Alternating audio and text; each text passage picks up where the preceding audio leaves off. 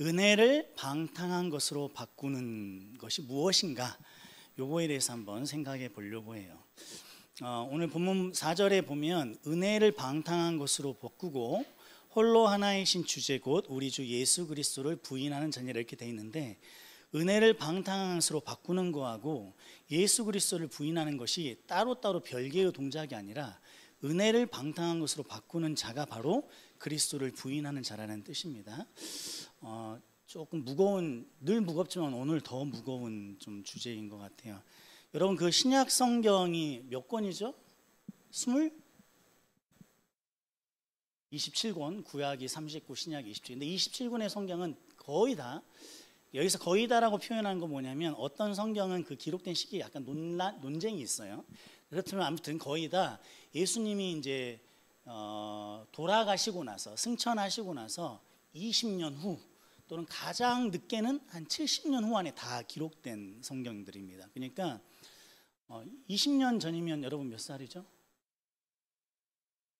몇 살이겠죠. 아무튼 그러니까 20년 전에 어떤 예수님이 있으셨고, 그 예수님에 대해서 목격했던 사람들, 예수님과 함께 지냈고 기적을 체험했고 이런 사람들이 이제 성경을 쓰고 그 이야기들을 나누고 이랬던 시절이에요. 그러니까 그 사람들이 또 여전히 교회의 공동체 안에 머물러 있었던 시절입니다.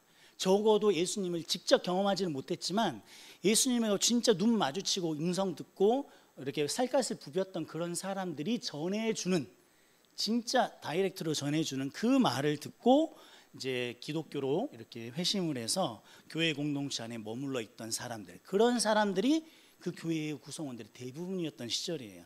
그럼 생각해 보면 그때만큼, 우리가 소위 초대교회라고 부르는 그때만큼 복음의 순수성이 지켜졌을 거라는 그 추측이 가능한 시기는 없었겠죠. 뭐든지 시간이 많이 지나면 이렇게 성경을 옮겨 쓰더라도 뭔가 오탈자가 있을 수도 있고, 또 예수님에 대한 구전, 말로 이야기를 많이 전했는데 그 이야기가 약간 이렇게 왜곡이 될 수도 있고 하니까, 어떻게 보면 복음의 가장 순수함이 지켜지던 시절이라고 누구나 짐작할 수 있고 납득할 수 있는 시기가 바로 이 신약 성경이 쓰여지고 이 신약 성경을 편지로 전했을 때 그걸 받고 있던 사람들의 교회였다 이거죠.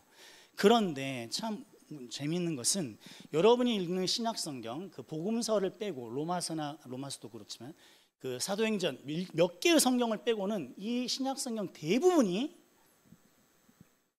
거짓 교사에 대해서 언급을 하고 있어요. 공통으로 다 들어가 있어요. 다른 것도 있지만 거짓 교사는 결국 뭘 의미하는 거냐면 거짓 복음을 의미하는 겁니다.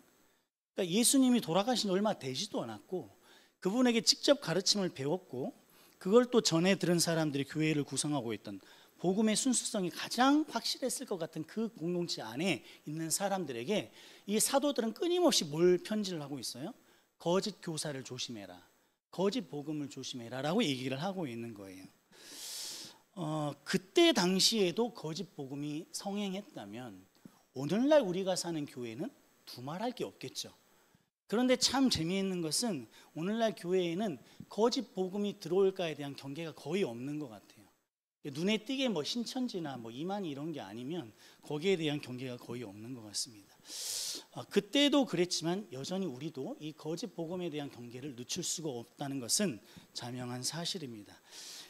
그런데 참 이 말씀이신 하나님의 말씀이시잖아요.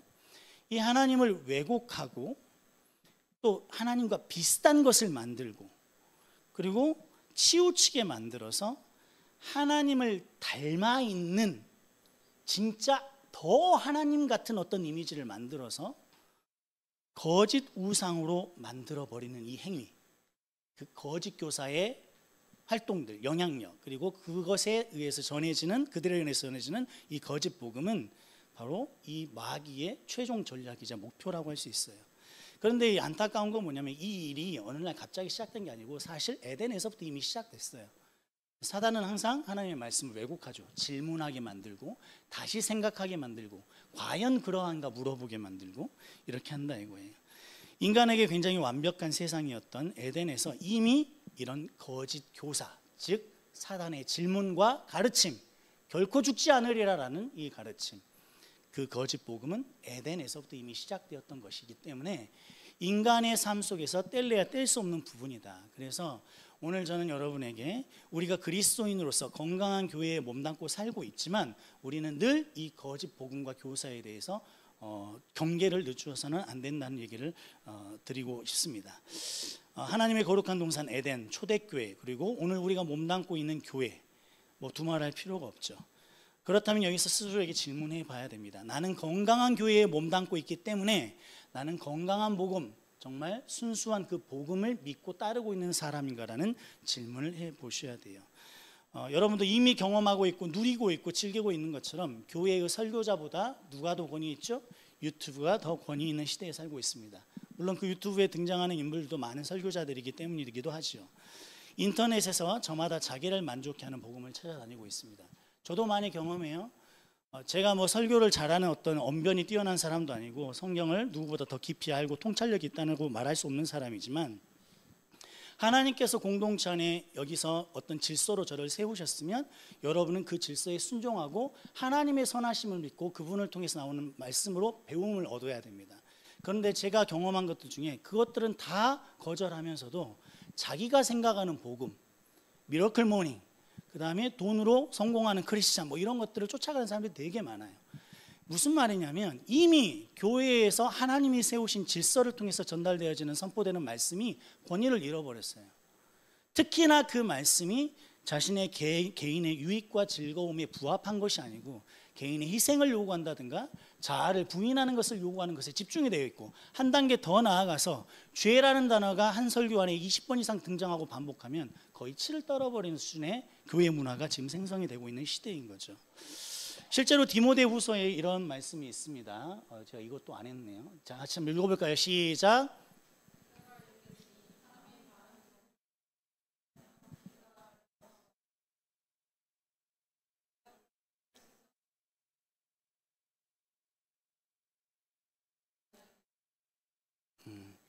감각 없이 그대로 놔두고 있으면 사인을 주세요. 이거 여기는 지금 귀를 즐겁게 하는 요거는 이제 새번역 성경에서 좀 가져온 거예요. 여러분 좀 이해가 어려울 것 같아서. 그래서 우리의 귀를 즐겁게 하는 메시지. 그리고 제가 실제로 여러분하고 말씀 나눔을 할 때도 여러분이 틀렸다, 위로를 받으면 그건 잘못된 거 이것만 하는 게 아니라 경험상, 수치상으로 이렇게 보면 말씀의 은혜를 받았다, 또는 말씀이 오늘 좀 마음에 많이 와닿았다 그러면 그 대부분의 이야기는 뭐냐면 나를 위로하는 것들이에요. 왜냐하면 위로받아야 될 마음이 있었다는 것은 마음이 힘들다는 걸 의미하는 거거든. 근데 누구도 정말 내가 죄가 컸던 것 같다, 그래서 너무 회개를 많이 했다, 이런 나는 별로 없어요. 그렇다고 해서 이제 리더 나눔이나 수모임 할 때 또 위로를 받았다 그러면 이거 좀 잘못된 이럴 필요는 없어. 위로도 죄 고백도 다 신앙의 일부분입니다. 그런데 이제 그런 것들이 우리 자신을 속일 수도 있다는 여지가 있다는 거지, 그걸 가지고 상대방을 판단하면 안 겠죠. 아무튼 우리는 우리의 귀를 즐겁게 하는 거, 내 마음을 따뜻하게 해주는 거, 그래서 나에게 희망을 주는 거, 나의 어떤 그 용기를 북돋아 주는 거, 틀린 게 아닙니다. 문제는 어디서 문제가 생기냐면 하나님과 우리의 관계는 항상 죄의 문제 때문에, 죄의 문제가 해결이 되면 연결이 되고 죄의 문제가 해결이 안 되면 하나님 관계가 끊어지는 부분이 있죠. 그래서 죄의 문제는 전혀 다루어지지 않는 위로와 기쁨만이 존재했을 때 그게 문제인 거예요. 아무튼 우리는 요즘 현대 시대에는 이 귀를 즐겁게 하는 메시지를 사욕을 따라 스승을 많이 둔다고 했어요.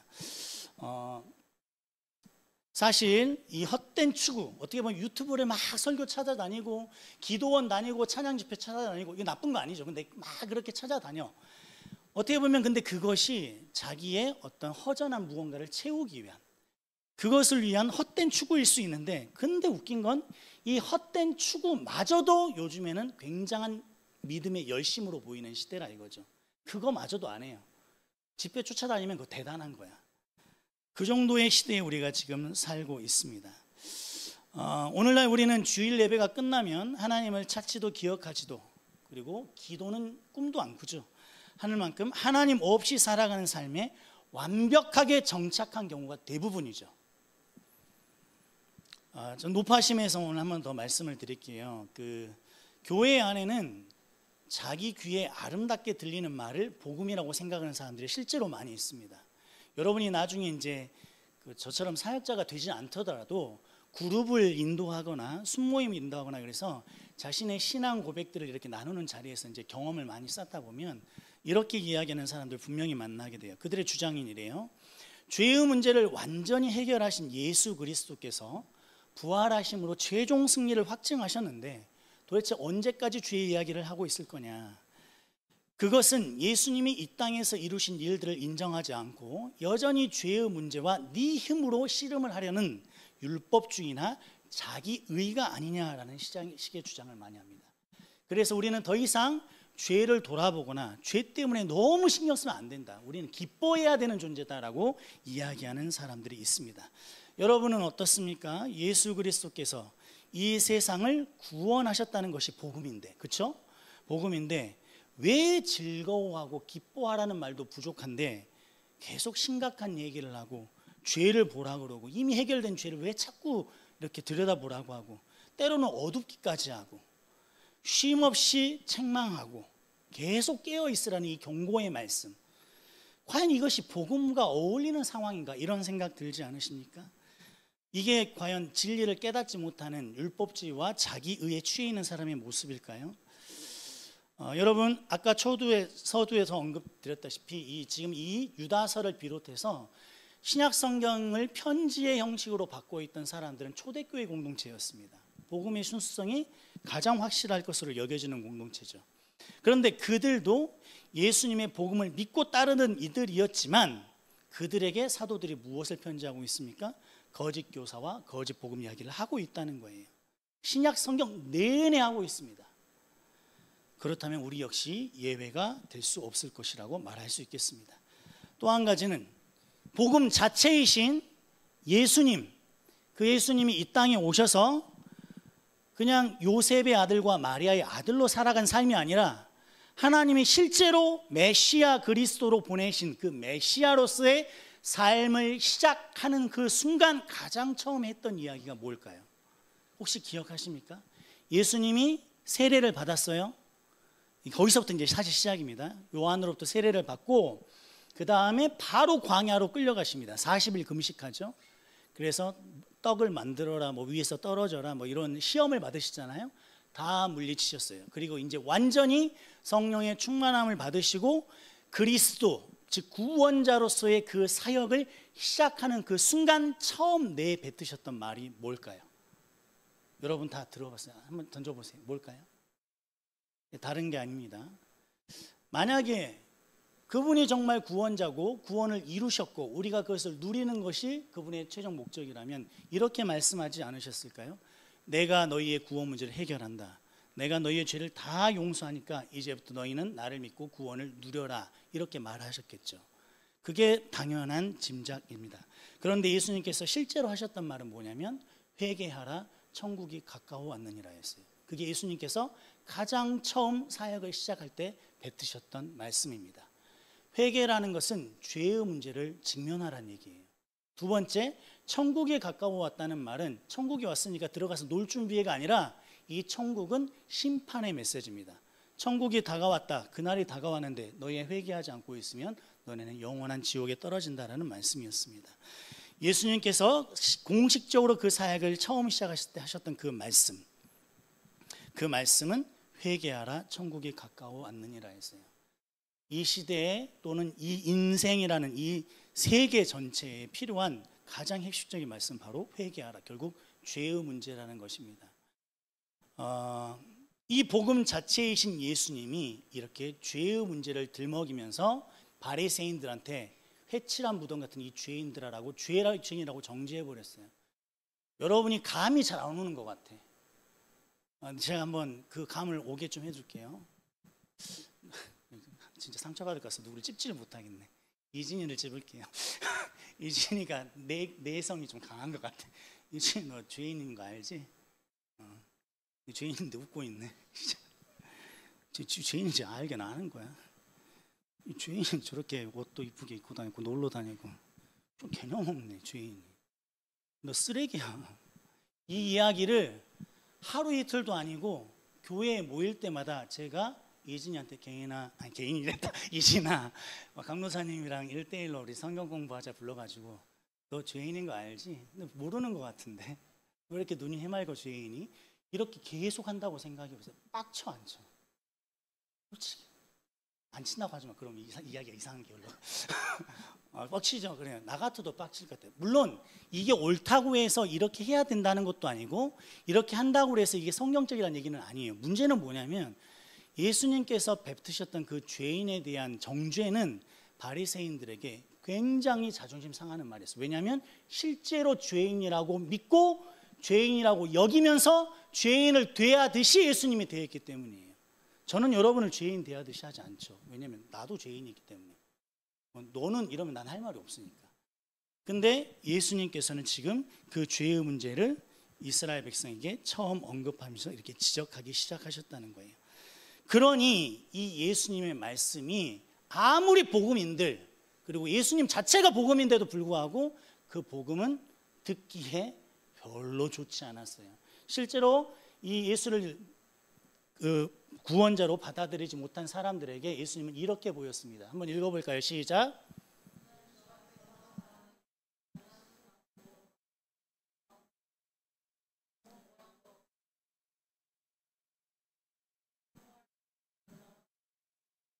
우리가 흠모할 만한 아름다운 것이 없어요. 여러분 예수님한테 뭘 기대하십니까? 여러분이 뭔가 흠모할 만한 뭔가를 기대하고 있다면 그건 가짜 예수입니다.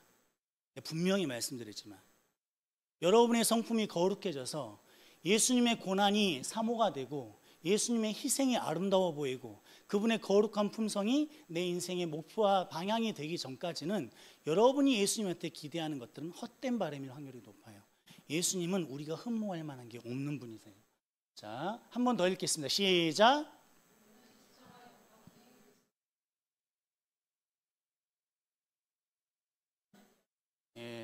예전에 수련회 때부터 많이 했던 말씀입니다.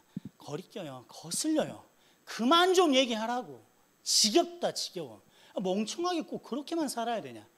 아니 예수 믿는 사람도 성공할 수 있죠. 예수 믿는 사람도 연예인 할 수 있죠. 예수 믿는 사업 성공할 수 있죠. 다 할 수 있죠. 근데 왜 예수 믿는다면서 맨날 그렇게 구질구질하게 사냐. 교회에서 도대체 뭐 하면서 시간을 보내냐. 순모임하면 니한테 뭐 좋은 게 있냐. 걔네들이 뭐 달라지냐. 교회에 섬기고 봉사하면 네 인생에 뭐 플러스 되는 게 있냐. 어차피 그러다 지나가는 시간일 뿐이야. 네 알바에서 용돈이나 벌어. 우리 눈에 다 그렇게 보이는 것들 천지입니다. 교회 안에 머물고 있는 수많은 사람들이 예수 그리스도의 구원 사역은, 잘 들으세요, 예수 그리스도의 구원 사역, 이 땅에 인간의 몸을 입고 오시고 병자를 고치시고 하나님의 말씀을 전하시고 천국에 대해서 설명하시고 결국에는 십자가에서 죽으셔서 우리의 죄를 용서하신 이 구원 사역, 이 사역을 거절할 만한 합리적인 이유는 없죠. 그런데 이 모든 구원 사역은 굉장히 유익함을 알아요. 조금만 상식이 있으면 유익함을 알아요. 이 모든 걸 유익하게 여깁니다. 그렇지만 교회에 머물고 있는 수많은 사람들이 이걸 굉장히 유익하게 여기고 믿습니다. 그렇지만 예수님 그리스도를 닮고 하나님의 형상을 회복해서 성도의 삶을 살아가는 것에 대해서는 한 발짝 살짝 이렇게 있고 적당한 거리를 둡니다. 필요하면 언제든지 발을 담글 준비를 하고 있지만 엄격하게 말하면 그 필요한 상황이 오기 전까지는 절대로 발을 담그지 않겠다고 떨어져 있는 교활한 스탠스를 취하고 있는 사람들이 굉장히 많습니다. 그리고 실제로 필요 이상으로, 항상 필요 이상이란 말이 들어가. 왜 굳이 필요 이상으로 그런 것들을 미련하게 여기죠. 여러분이 사랑하는 연인을 만나서 결혼을 하고 인생의 첫사랑과 결혼을 하는 그 굉장히 아름다운 관계 속에 있다고 합시다. 필요 이상으로 사랑한다는 말을 하게 될까요? 상대 배우자의 아름다움, 인생의 동반자의 아름다움과 그 사랑스러움에 내 마음이 흠뻑 빠져서 정말 사랑하는 관계가 있다면 필요라는 말이 필요할까요? 절대 그럴 수 없습니다. 하나님과 우리의 관계가 한낱 죄악 가득한 죄성 같은 인간들의 관계 속에서도 필요치 않은 그 필요라는 단어를 하나님과 그 은혜를 입은 우리의 관계 속에서 필요라는 말을 자꾸 언급한다는 것 자체는 그 관계는 이미 올바른 관계가 아니라는 걸 증명하고 있다는 확실한 표징이 됩니다. 흠모할 만한 아름다운 것을 전혀 느끼지 못하고 성경이 기준이 아니라 종교인들의 기준에 맞게 일주일에 한 번씩 종교인 확인 절차를 반복하며 살아가고 있는 사람들이 많죠. 예수님의 모든 이야기를 믿어요. 그래서 자기는 믿는 자라고 말합니다. 십자가의 희생도 믿어요. 변함없는 사랑도 믿어요. 그러니까 안정감을 느끼죠. 예수님 변함없이 우리를 사랑하셔요. 우리의 죄를 용서하셔 믿습니다. 그러나 그 믿음의 성격을 잘 들여다보면 그 믿음은 처음부터 끝까지 나의 유익을 위해, 내 내세의 삶을 위해 하나님의 아들 예수 그리스도의 그 죽음을 사용하고 이용하는 믿음일 뿐이에요. 절대로 예수 그리스도를 나의 주인, 나의 생명의 주인, 내 인생의 주인, 내 삶을 다 드려도 그래도 이거는 부족해서 부끄럽고 죄송하고 내 생명을 다해 사랑하는 그 주님으로 믿고 순종하는 믿음은 절대로 되지 못해요. 저도 어렸을 때 너무나도 겁없이 너무나도 그 압박감 있게 앞에 선 그 설교자가 여러분 그렇게 하나님 사랑하세요? 물어보면 저도 대답 못했어요. 저도 찔리고 움찔거렸어요. 제가 지금 여러분한테 묻더라도 여러분 정말 인생을 다해서 하나님을 사랑하셔요? 내 인생 던질 수 있어요? 알바도 못 던지면서 인생을 던져요? 학교도 못 던지면서 인생 이런 식으로 물어보면 쉽게 그렇다라고 대답하기가 어려울 거예요. 지금 저는 여러분에게 자기 자신을 되돌아보면서 하나님을 예수 그리스도를 나의 인생으로 주인으로 모셨냐고 스스로 늘 점검하는 삶을 살라는 얘기를 하고 있는 거예요. 구원받은 자도 거듭난 그리스도인도 늘 살면서 무엇을 발견하게 되냐면 나는 정말 주인 예수님을 내 생명을 다해 사랑하지 못하는구나라는 그 채워지지 않는 그 부족함, 그 죄성 있는 모습을 발견하게 됩니다. 그렇기 때문에 여러분 지금 마음속에서 하나님을 내 생명을 다해 사랑한다는 고백이 자신 있게 나오지 않는다 그래서 나는 거듭나지 못한 자, 나는 버려진 자라고 생각하라는 얘기는 아니지만 그러나 분명히 명심할 거는 하나님께서 인정해 주시는 그 믿음의 참된 모습은 자기 생명을 미워하면서까지도 자기의 모든 것을 하나님께 드릴 줄 아는 믿음이 참된 믿음이라는 걸 잊지 마셔야 돼요. 그리고 그렇게 고백했던 우리 믿음의 선배들이 20살, 19살, 21살 때 에콰도르나 미지의 오지에 가서 복음 한번 제대로 전해보지 못하고 화살 맞고 죽고 순교한 일들을 다 했던 거예요. 강도사님 그렇게 살 수 있습니까? 나도 자신 있게 대답 못하죠. 그러나 내 믿음이 하나님 앞에 진정한 믿음인가를 늘 점검하기 위해서 저는 그 질문을 던져요. 불안합니다. 그래서 때로는 여러분 불안하면 거듭난 게 아닌가요? 내 불안함이 무엇 때문이야? 하나님 제가 주님을 위해서 내 삶을 드릴 게 자신이 없을 때가 있습니다라는 내 죄고백 때문에 불안한 거예요. 진정으로 거듭난 자, 진정으로 하나님을 믿는 자는 나는 하나님을 위해서 내 목숨을 다해 삶을 던지겠다고 자신 있게 말하는 사람이 그렇게 많지 않습니다. 언제나 두려움이 있고 언제나 불안함이 있고 그것 때문에 예수님 앞에 나아가서 기도하는 거예요. 그리고 그 예수님이 기도하면서 또 말씀 읽는 그 과정 속에서 내가 너를 안다, 내가 너를 사랑한다라고 위로해 주실 때 그 부족함을 인정하면서도 그 부족함을 하나님이 분명히 아시는데도 그 예수님의 십자가의 피가 그런 나, 아직도 다 변하지 못한 그런 나를 위해서 베풀어 주신 은혜라는 것들을 경험하고 받아들이고 느껴질 때 그리스도 예수를 더욱 사랑하게 돼서 성화의 길을 걸어가기 시작하는 거예요. 그래서 저는 변하고 있는 사람이에요.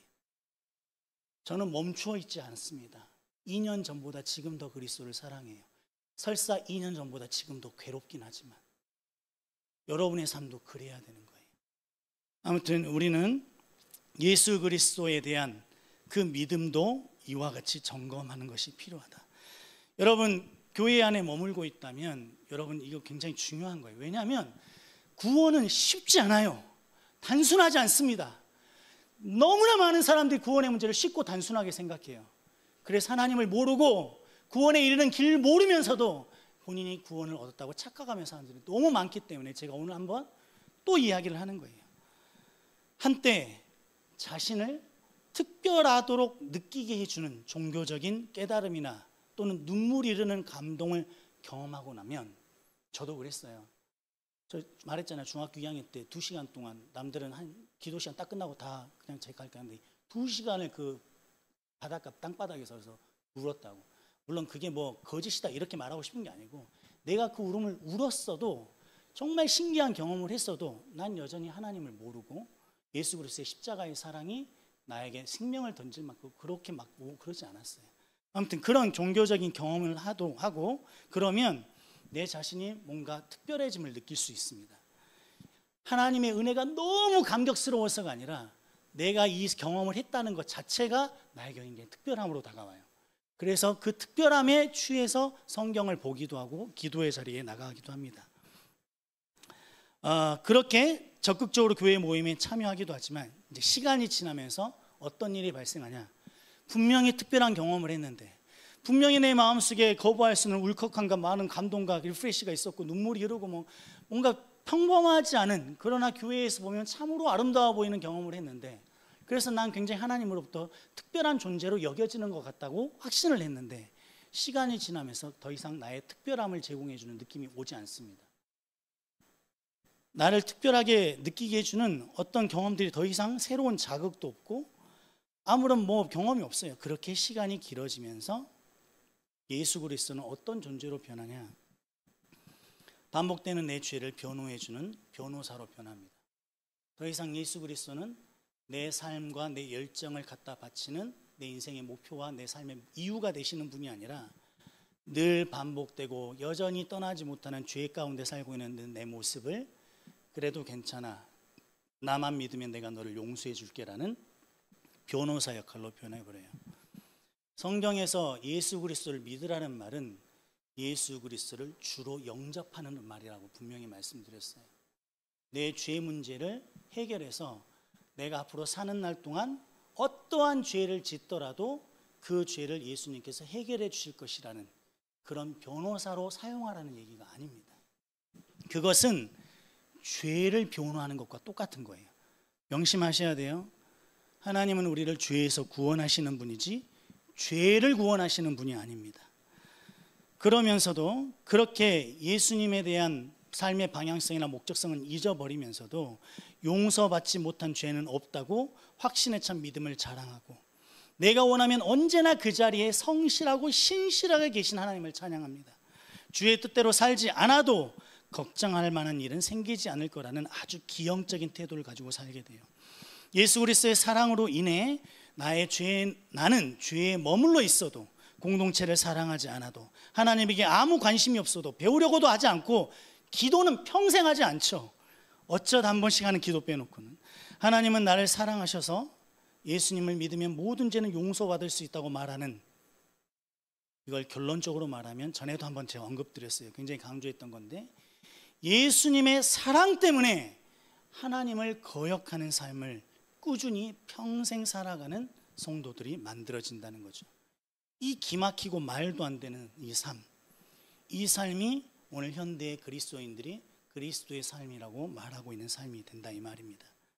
직장, 결혼, 학교, 시험 등 인생의 중요한 두려운 문제들을 앞두고 말씀을 붙들고 큐티를 하고 항상 공부를 시작하기 전에 기도를 하고, 그리고 주일날에는 공부하고 싶지만 타협하지 않고 교회 가서 예배의 자리를 지키고, 때로는 그 와중에서도 중요한 시험과 결혼과 직장이 있는데도 교회에서 맡겨주신 그 섬김의 자리를 받아들이면서 정말 예수 그리스도의 아름다운 모습, 성도의 모습으로 살아가려고 예를 썼는데, 그러다가 어느 날 직장이 취업이 되고 결혼이 성사가 되고 학교에 진학하게 되고 시험에 통과하게 되면, 그 모든 것들을 얻게 되면 그때부터 그것들을 누리기 위해서 성경 읽는 시간이 사라지게 됩니다. 결혼과 합격을 이유로 감사헌금을 해요. 하나님께서 은혜로 학교에 들어가게 해주셨습니다. 하나님께서 은혜로 배우자를 만나게 해주셨어요. 하나님께서 은혜로 좋은 직장을 주셨어요 라고 감사헌금까지 합니다. 사람들과 나눔을 할 때 하나님의 은혜죠 라고 인사를 합니다. 그러나 하나님이 주신 그 결혼과 학교와 직장을 잘 지키고 누리기 위해서, 그리고 성실한 직장인으로 살아가기 위해서 더 이상 하나님을 섬길 시간은 없습니다. 그들에게 결혼과 직장과 시험은 과연 은혜일까요? 하나님이 주신 직장, 하나님이 허락하신 가정, 하나님이 허락하신 학교 등 하나님의 은혜를 감사한다고 말하면서 그로 인해 점점 하나님과 멀어져 가는 사람들, 새로운 날을 주신 하나님께 감사한다고 말하지만 그 날은 온전히 내 자신의 유익을 위해 쓰는 자들, 그 자들이 바로 우리는 아닌지 돌아보셔야 됩니다. 예수님의 사랑은 변함이 없으니 하나님의 뜻을 외면해도 다시 용서받을 수 있고, 다시 기회를 얻을 수 있고, 나의 구원의 문제는 한 번 정해졌으니 흔들리지 않는다. 나는 아직 하나님의 뜻대로 살지 않을 용기를 가져도 된다는 이 비정상적인 믿음이 우리의 믿음은 아닌지 돌아보셔야 돼요. 여러분, 사람이 얼마나 자기 기만이 심한 존재이고 속임수에 잘 넘어가는지 여러분은 인정하시고 자기 자신을 살피셔야 됩니다. 바로 이와 같은 것, 예수 그리스도의 사랑이 하나님의 뜻대로 살지 않을 용기를 주는 이 기괴하고 이 납득할 수 없고 비정상적인 이 놀라운 이 시스템을 우리 신앙의 체계로 받아들여서 끊임없이 예수의 사랑을 말하지만 끊임없이 죄를 짓고 끊임없이 교회를 멀리하고 끊임없이 하나님께 관심이 없고 끊임없이 기도하지 않고 그래도 끊임없이 안정할 수 있는 그 예수의 사랑, 이것이 바로 오늘 유다서가 말한 은혜를 방탕한 것으로 바꾸는 것이에요. 그것이 바로 예수 그리스도를 부인하는 것입니다. 예수님의 십자가 위에 유대인들이 뭐라고 썼죠? 유대인의 왕이라고 썼어요. 그때 그 유대인의 왕이라는 팻말은 우리가 그리스도에게 왕으로 우리가 그리스도를 섬기겠다는 의미의 팻말이 아니죠. 조롱하는 것과 무시하는 것과 그런 의미를 담고 있는 팻말이었어요. 누가복음 한번 살펴보겠습니다. 백성은 서서 구경하는데 십자가 장면이에요. 관리들은 비웃어 이르되 저가 남을 구원하였으니 만일 하나님이 택하신 자 그리스도이면 자신도 구원할지어다 하고, 군인들도 희롱하면서 나와 신포도주를 주며 이르되 네가 만일 유대인의 왕이면 네가 너를 구원하라. 그의 위대는 유대인의 왕이라 쓴패가 있더라. 달린 행악자 중 하나는 비방하며 이르되 네가 그리스도가 아니냐. 여러분도 예수님께 그렇죠. 당신이 그리스도 아니십니까? 당신이 나의 하나님 아니십니까? 당신이 전능자 아니십니까? 당신이 변함없는 사랑으로 날 위해 죽었다고 말씀하신 그 하나님 아니십니까? 그런데 그 놀라운 신앙 고백처럼 들리는 이 말이 예수 그리스도를 위해서 내 인생을 드리고 내 마음을 드리고 내 생명을 드리는 삶으로 이어지는 것이 아니라, 그러니까 난 아직 죄에도 기회가 있고, 그러니까 아직 나는 이렇게 살아도 위로받을 자격이 있고, 그러니까 아직 나는 불평불만으로 살아도 하나님이 용서해 주실 거라는, 하나님의 거룩한 성품과는 어울리지 않는 삶의 모습을 가져도 될 수 있는 그리스도의 사랑을 의지해서 하나님의 뜻을 거역하는, 은혜를 방탕한 것으로 만들어버리는 우리의 모습은 아닌지 점검해 봐야 됩니다. 여러분, 언제부터 예배의 목적이 감동입니까? 여러분, 예배 드리고 딱 가서 눈물 흘리고 감동 얻고 마음이 리프레시 되고 그러면 뭔가 예배에 성공한 것처럼 느껴지죠. 그게 예배의 목적입니까? 언제부터 감동이 은혜라는 말을 대체하게 됐습니까? 박무사님 은혜 많이 받았어요. 감동했다는 얘기죠. 예수님이 이 땅에 오셔서 나의 죄, 그 죽는 그 순간까지 하나님을 자기 아래로 두는 그 폐악질이라는 말은 인간의 도리와 맞지 않게 어긋나게 하는 행동을 폐악질이라고 그래요. 그 폐악질을 포기하지 못하는 그 죄를 이미 아시고 용서하기 위해 하나님이 예수님을 다 죄를 뒤집어 씌워가지고 어린 양처럼 저항 한번 하지 못하고 끌려가서 유대인의 왕이라는 팻말을 붙이고 침뱉음 당하고 조롱당하고 창으로 찔리고 가시면류관 쓰고 매질당하시고 이렇게 십자가에서 죽으셨는데, 정말로 이것을 믿고 있는 사람이라면 그 자체가 은혜예요. 더 이상 감동이 필요 없어요.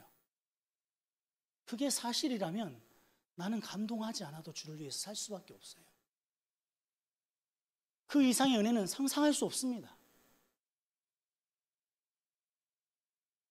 얼마나 예수님이 더 불쌍하게 보여야 여러분 감동하실 것 같으세요? 얼마나 하나님이 여러분에게 정성을 더 보여야, 얼마나 여러분을 간절하게 기다리고 난 그래도 네가 좋아, 난 그래도 널 사랑해라고 계속해서 말을 해야, 도대체 어느 정도까지 해야 여러분은 하나님에게 감동을 느끼실 겁니까? 너를 포기하지 않는다고, 너를 영원히 사랑한다고. 얼마나 더 말해야 예수님 이제 좀 감동적이군요. 이제 내가 좀 성경 읽을 만한 마음이 생겼습니다. 이제 내가 에베소를 사모할 만한 이유가 이제 좀 생긴 것 같아요. 좀 더 해주세요.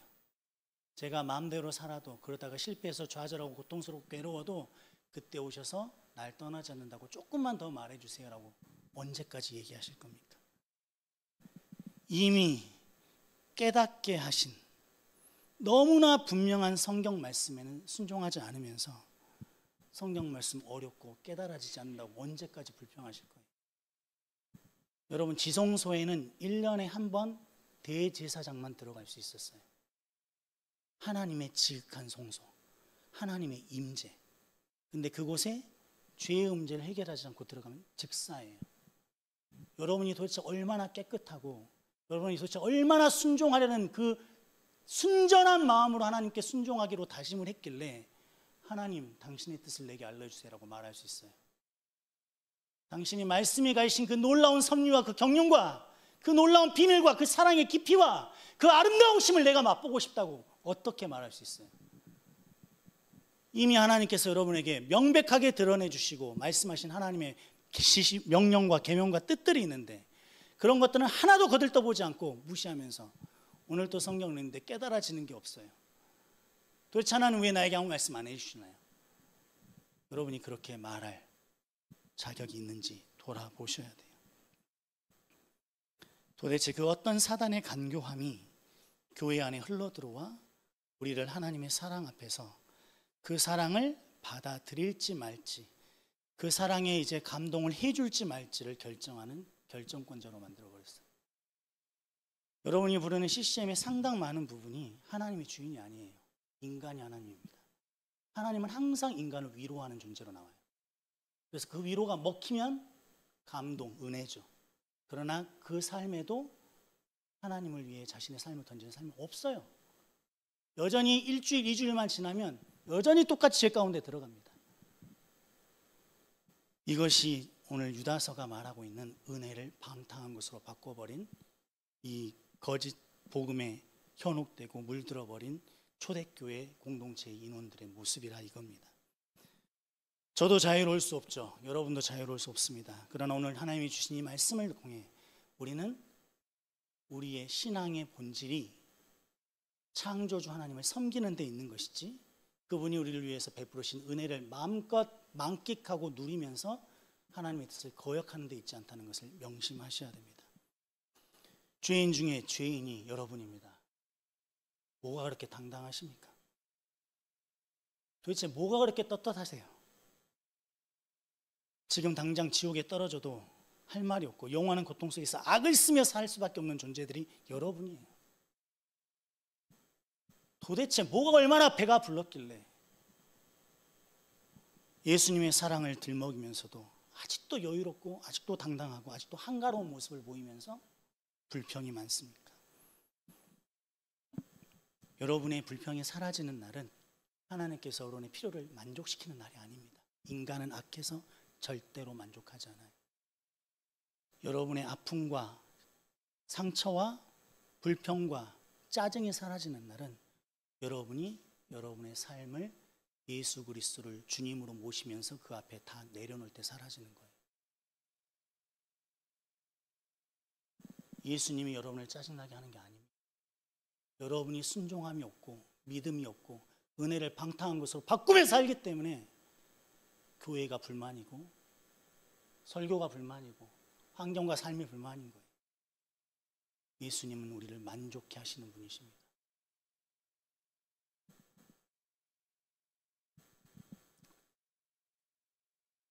순종함 없이 하나님의 사랑함 없이 하나님을 사랑함 없이 하나님을 더 알려고 하는 그 건방짐을 버리시고 이미 나에게 주신 하나님의 말씀에 순종하기를 애쓰고 다짐하십시오. 여러분, 출애굽의 바로 이야기를 하고 마칠게요.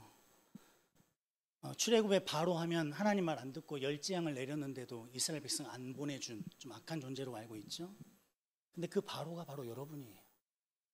그 바로의 모습 속에 하나님은 거듭나지 못한 이 자연인들의 모습을 적나라하게 묘사합니다. 바로가 어떻게 대답하죠? 야, 가축은 좀 남겨놔. 그럼 내가 보내줄게. 그러다가 재앙 딱 맞아요. 야, 이번에는 아이들하고 여자는 좀 남겨놔. 그럼 내가 보내줄게. 근데 막상 되니까 또 안 보내. 또 재앙 맞아. 그렇게 재앙을 막다가 너무 큰 재앙이 오니까 바로가 뭐라고 하냐면 출애굽기 10장 16절에 이렇게 말해요. 제가 읽어드릴게요. 내가 너희의 하나님 여호와 너희에게 죄를 지었으니 이번만 나의 죄를 용서하고 너희의 하나님 여호와께 구하여 이 죽음만은 내게서 떠나게 하라. 바로가 회개한 거죠. 내가 잘못했다. 내가 죄를 지었다. 내가 살아계신 하나님을 잘못 대했다. 이렇게 실제로 이거 말고도 두세 번인가 더 나와요. 이러면서 마지막 무슨 재앙을 당하죠? 자기 아들이 죽잖아요. 끝까지 가니까 바로가 알았다. 다 데리고 나가라. 그래서 이스라엘 백성을 내보냅니다. 그런데 여러분 다 알고 있죠. 어땠어요? 시간이 얼마 지나지 않아서 바로가 안 되겠다. 네가 뭔 짓을 한 거냐. 바로는 병거와 마병을 모아서 이스라엘 백성을 잡아 죽이려고 쫓아갑니다. 그러다 어떻게 되죠? 홍해에 수장돼 버리죠. 그게 인간의 모습이에요. 여러분도 때로는 하나님께 회개할 수 있어요. 여러분도 때로는 내가 잘못했습니다라고 말할 수 있어요. 그 전에 이런 게 있겠죠. 이거는 좀 놔두고 이렇게만 섬기겠습니다. 요거는 안 되고 이걸로 섬기겠습니다. 그러다 인생을 살아가면서 하나님께 내 모든 것을 드릴 수밖에 없구나. 죽을 것 같으니까. 그래서 하나님께 주님, 제가 주님 온전히 섬기고 살겠습니다 라고 엎드립니다. 그러면 겉으로 보기에는 하나님께 온전히 엎드리는 그 모습이 회개의 모습처럼 보이지만 시간이 좀만 지나면 바로처럼 아니야, 이건 아닌 것 같아.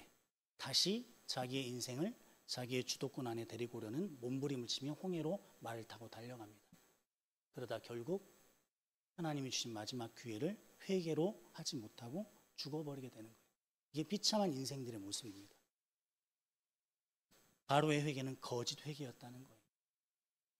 여러분 두려워하셔야 돼요. 여기 옆에 있는 강반석 강도사가 여러분의 마음을 불편하고 움찔움찔하게 만들 만큼 뭔가 확신에 차서 자신 있게 말하니까 저는 굉장히 확신에 차가지고 안정감을 느끼면서 신앙생활을 할 것 같습니까? 그렇지 않아요. 늘 두렵습니다. 하나님, 제 마음이 변해버리면 어떡하죠? 하나님, 제가 정말 하나님이 제 기도 응답 안 해주시니까 기도해도 무슨 소용이냐 생각하면서 기도를 멈춰버렸는데 이러다가 기도를 영영 안 하는 사람이 돼버리면 어떡하죠? 저 다시 기도할게요. 하나님, 말씀을 읽어도 깨달아지지가 않아요. 저 버림받은 건가요? 하나님, 깨닫게 해주세요. 제가 순종할게요. 이렇게 하면서 살아가는 게 저예요. 여러분 어떻게 살고 계십니까? 아직도 예수 그리스도를 믿는 믿음이 우리에게 구원을 가져다 주니 그 믿음으로 구원받은 자이기 때문에 죄쯤은 둔감해져 가지고 도덕적인 수준에서 자기의 삶을 만족하면서 교회를 사랑하지 못하는 죄, 하나님의 거룩함을 담지 못한 죄, 하나님의 말씀을 사모하지 않는 죄, 형제의 아픔과 슬픔을 돌보지 못한 죄, 그 모든 죄들은 카운팅도 할 줄 모르고 인지의 범위 안에 들어오지도 못하면서 여전히 나는 예수 그리스도를 믿으니 구원받았다고 교회를 들락날락 하고 계시진 않습니까? 은혜를 방탕으로 바꿔버리는 자들, 그게 바로 여러분과 저의 모습이라는 것을 직시하시고 두려워하시며 하나님 앞에 그 은혜의 참된 의미를 깨닫게 달라고 기도하는 대청이 돼야 돼요. 구원의 길은 쉽지 않습니다. 간단하지 않아요. 40 넘어서 알았다고. 40 넘어서 나 목사 아들인데. 우리 담임 목사님이 그래요. 사람에게는 다 때가 있다. 좋게 생각하면 그 때가 언제일지 모르니 한없이 기다릴 수 있어요. 근데 두려운 말이야, 그 말은. 그 때가 지금이면 어떡할 건데. 그리고 그 때를 바로왕처럼 회개했다가 아니 이건 아니겠어. 다시 그냥 내 인생 찾아야겠어로 가버리는 그런 모습이 나에게 나오면 어떻게 할 건데. 그래서 말씀에 붙들려 살아야 돼요. 그래서 성경대로 전하지는 말씀의 선포를 계속 들어야 되고 그리고 그 말씀을 마음속에 간직하고 그 말씀을 지배받기 위해서 성령의 도우심을 구하는 기도의 자리에 나가야 되는 거예요. 기도 안 하면 살 수 있는 그리스도인이 어디 있다고 자기를 그리스도인이라고 말합니까? 하나님의 말씀을 읽지 않고 사모하지 않고 살 수 있는 그리스도인이 어디 있다고 성경 한번 읽지 않으면서 난 그리스도인이라고 말하면서 사냐 이거예요. 성경에서 구원을 판단하는 유일한 잣대가 뭐냐면 행위로, 열매로 그 믿음을 알리라고 했어요. 여러분, 우리는 누군가를 판단할 그런 자격도 안 되고 능력도 안 됩니다. 그러나 우리는 그러한 것들을 기준으로 삼고 하나님 앞에 두려움 속에 주님이 주신 참된 평안을 맛보게 해달라고 기도하면서 살아야 돼요. 그것이 겸손한 자의 모습이고 진정한 신자의 모습입니다. 거듭난 진정한 신자는 믿음 있다고 까불 수가 없어요. 자기 믿음이 아니기 때문에. 우리 대청이 오늘 되게 무거운 말씀을 들었는데 은혜를 방탕한 것으로 바꾸는 자가 아니라 이렇게 불편하고 찌르고 힘든 말씀을 듣고서도 외면하지 않고 그거를 마음속에 갖고 씨름하는, 그래서 하나님께서 주시는 성령께서 허락하신 진정한 자유를 맛보는 우리 모두가 되었으면 좋겠습니다.